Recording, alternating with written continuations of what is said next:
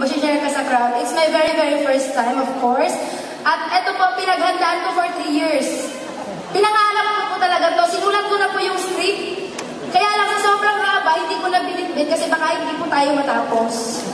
So, share ko lang po sa inyo yung konting story ng buhay ko. Ayan, yun po lang ako ng bata ko. Ipinanganak po ako mahirap. So, yung talagang totoong mahirap na yung tipong kakain ka na lang, ipapakain mo pa sa mga kapatid mo. Yung tipong kailangan mabusog muna sila bago ikaw. Mahaba po kasi nag-separate yung parents ko kasi siguro 8 na kami magkakapatid. Sa kanila na-realize na hindi nila mahal yung isa't isa.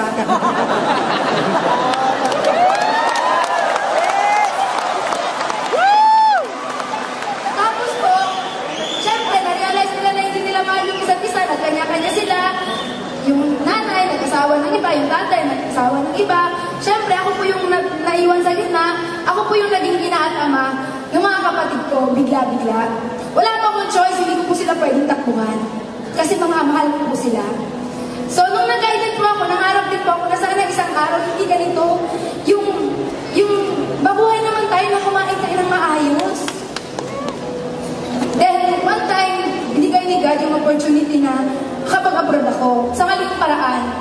Kung yung mga OFW, nag-abroad for contract na mga 3 years, ganun-ganon, kontrata din po ako sa Japan. Marriage contract nga lang. Renewable. No? Magpapalit ka ng asawa. Ganun po yung nangyari sa akin. It's a very big sacrifice kasi kailangan kong lunukin ko ano yung lahat ng pwede kong lunukin para sa pamilya ko. Para sa mga kapatid ko. Then sabi ko dati, I was 18 years old that time, pumunta ako ng Japan. Sabi ko, yes, ito na to. Pangarap na bahay, sasakyan, savings, makukuha ko dito. Kailangan mag-26 years old na ako. Meron na ako lahat niyan. Kaya lang nung 26 years old na ako, nangyari guys, wala lahat yun. Parang, ano nangyari pagharap ko sa salamin? Rosie, tumatanda ka na, pumapangit ka pa. Gusto mo ba yan?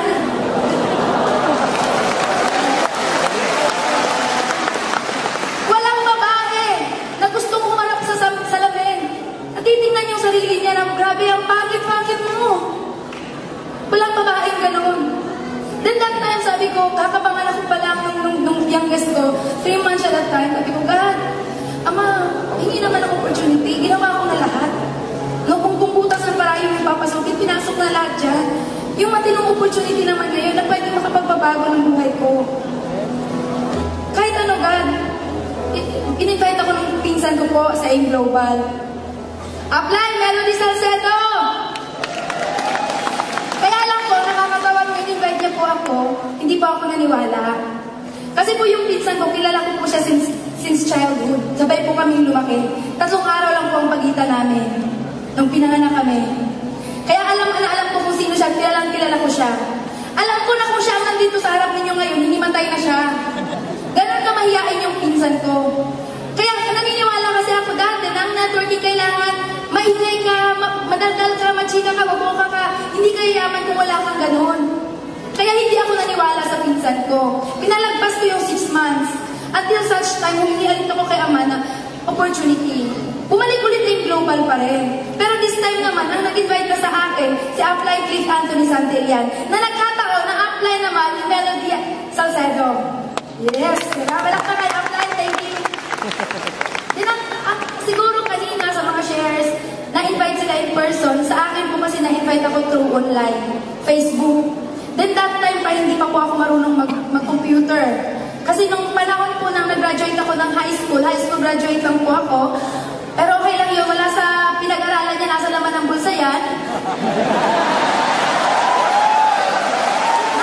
High school lang po ako, pero nung nag-start po ako ng Facebook, ganun po, nasa ng X, nasa ng Y. Diba? Kaya sabi ko sa apply ko, paano ko gagawin yung business? Sabi niya sa akin, Rosie, kung paano kitang in-invite, ganun lang din yung gagawin natin. At dun po, nangyari yung whole story, bakit nakuha ko yung first million ko sa AIM Global. Diba? Sa Japan, lagi sinasabi nung ginagawa ko yung network sa Japan, maraming mga 40 years na sa Japan, 30 years, 20 years na sabi, Rosie, tulungan mo ako. Tulungan mo akong gawin yung business. Kasi gusto ko nang umuwi sa Pilipinas for good.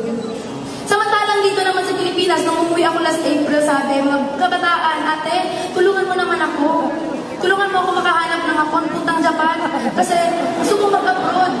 Gusto kong maiawan yung pamilya ko sa kahirapan. Isipin niyo yun, Pilipinas, Japan, yung mga nandun, gusto kong umuwi sa Pilipinas. Yung mga nasa Pilipinas, gusto kong umuwi doon. Parehong reason, gustong maiahon sa kahirapan. At gustong maiahon yung pamilya sa kahirapan, makasama yung mga mahal sa buhay. Diba? Pera yung nagahati sa dalawang bansa. Pera yung naglalayo sa pamilya. Diba? Yung magulang sa anak, kapatid sa kapatid. Akala ng iba, OFW, bayani. O, pagpalagay na natin, oo, yes. Marami na tutulungan yung mga OFW. Pero yung mga OFW, marami din pamilyang sinira. Mga anak na nagkaanak na lang din nang wala yung mga magulang. Diba? Guys, eto lang po yung nagpagising sa akin. Sa lahat sasabihin ko po sa inyo. Ngayon na, last na to, promise. Bigyan niyo yung mga sarili ninyo ng 5 seconds.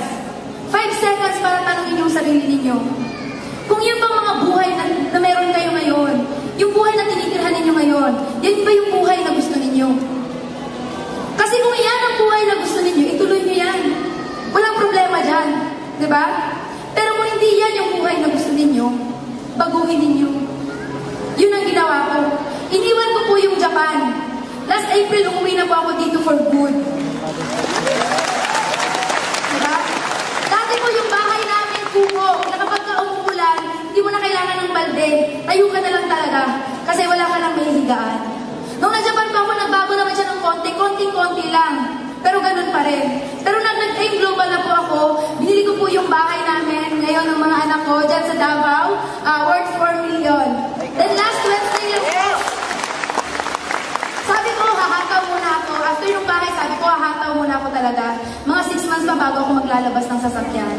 Kaya lang sabi ko, paano ako makakahataw sa buong Mindanao kung wala akong sasakyan? Last Wednesday po, hindi sinasadyang na ilabas ko po yung Ford Everest ko. Kulay red, parang kapila. Thank you so much. Sana may natutunan kayo sa mga sinabi ko. And of course, Amon Dragon!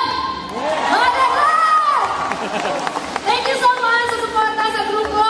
Upline Alburo family, thank you so much. At lalong-lalo na sa aking mga international partners from Hong Kong, Riyadh, Singapore, Cyprus, Canada, at lahat-lahat na.